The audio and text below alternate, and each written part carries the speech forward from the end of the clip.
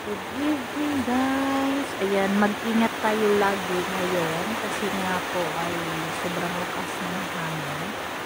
Ayan, ayan na guys po. Ang lapya ng hangin. Yung kortina dito ay panay kasi nasa sobrang lakas ng hangin ng araw.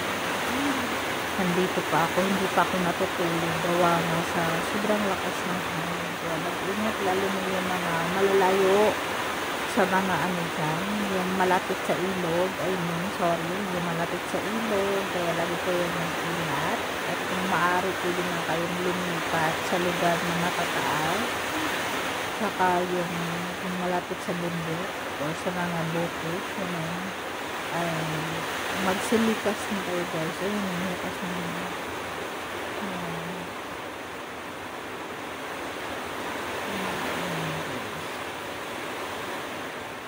Dito lang ako ngayon sa kwarto para ang kalat ko. Thank you guys. Good night. Mag-ingat kayo.